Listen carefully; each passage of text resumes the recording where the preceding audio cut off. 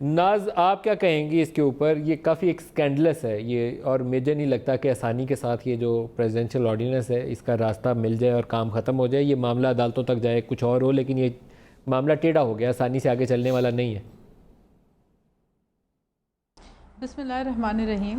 دیکھیں یہ بات کچھ ایسی ہے کہ جن چیزوں پہ بالکل خرم دستگیر صاحب کی بات کو میں سیکنڈ کروں گی کہ حکومت جن باتوں پہ دوسروں کو لان تان کر کے گالیاں دیتی تھی اور چور ڈاکو ڈکیت کے سرٹیفکیٹ سے لیبلائز کر دیتی تھی، آج وہی کام نہیں بلکہ اس سے کئی گنا بڑھ کے جو ہے ان چیزوں کے اوپر عمل کرتے ہوئے اپنے آپ کو یہ تبدیلی سرکار جو کہہ رہی ہے. تو میں تو حیران ہوں کہ یہ ذرا سا تقابلی جائزہ کریں اپنا اور کمپیریزن کریں ان حکومتوں کے ساتھ جن کو یہ لیبلائز کر کے چور ڈاکو ڈکیت کہہ کے سب کو جیلوں میں ڈال کے رکھا ہوا ہے. آپ مجھے یہ بتائیے کہ اس سال حج کے سہولتیں آپ دیکھیں کہ حکومت پاکستان نے حاجیوں کو کیا سہولتیں دیں، اور آپ یہ دیکھیں کہ جو سبسڈی پچھلی حکومت دیتی تھی اس کو ختم کر کے آپ نے 2.5 لاکھ روپے پہ جہاں سرکاری حج ہوتا تھا وہ 4.5 لاکھ روپے آپ نے کر دیا. آپ کو وہاں پہ تو احساس نہ ہوا کہ یہ ہمارا ایک فریضہ ہے جس کو ادا کرنے لوگ سالہ سال رقم جوڑ کے جمع کرتے ہیں کہ ہم حج کرنے جائیں. آپ نے وہاں سبسڈی ختم کر دی، آپ نے اسکالرشپ کے اوپر سبسڈی ختم کر دی، تعلیم پہ کٹ لگا دیا، ہیلتھ پہ آپ نے کٹ لگا دیا، دواؤں کی قیمتیں آپ نے عروج پہ کر لی.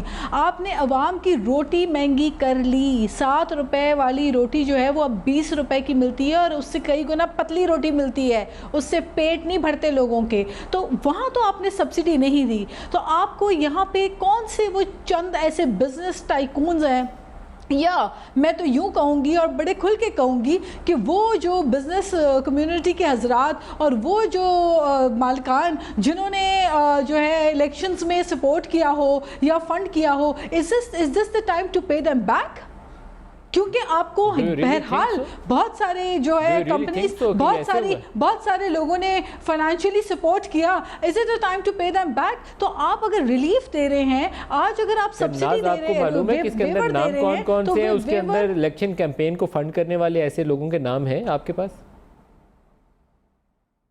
دیکھیں میں تو صرف ایک بات کہوں گی کہ مجھے الزام لگانے کا شوق نہیں ہے، لیکن میں انہی کی باتیں ان کو یاد دلاؤں گی کہ خود ہمیشہ پی ٹی آئی کی لیڈرشپ کہتی رہی ہے کہ جب بھی کسی کو حکومت میں ہوتے ہوئے فائدہ دیا جاتا ہے اور وہ لوگ حکومت کے ارد گرد خاص لوگ ہوں اور وہ اگر کوئی اپنے ایسے فیصلے کریں جس سے ان کے کاروبار میں فائدہ ہو، تو this is considered to be conflict interest. اور یہ کانفلکٹ انٹرسٹ کا جو ورڈ ہے، یہ میرا خیال ہے پی ٹی آئی سے تعلق رکھنے والے ہر شخص نے کوئی 1000 دفعہ یہ الفاظ سنا ہوگا کہ کانفلکٹ انٹرسٹ نام کی کوئی چیز ہوتی ہے.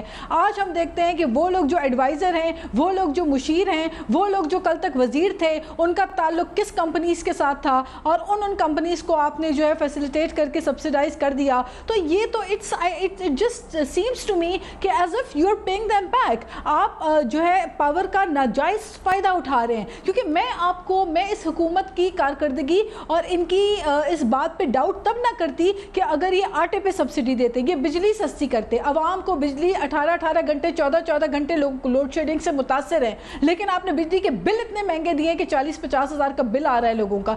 گیس لوگوں کو لوگ متاثر ہیں، گیس کے بل کہاں 2 سے 3 ہزار آتے تھے، اب 40 سے 50 ہزار گیس کے بل آ رہے ہیں. آپ ادھر سبسڈی اس شخص کو دے دیں جو 25,000 روپے اس کی تنخواہ ہے اور اس کا گزارا مشکل ہو رہا ہے. تو خدا را حکومت میں آتے ہی آپ کے اقدامات کو کیا ہو گیا، اس کے اوپر غور کرنے کی ضرورت ہے.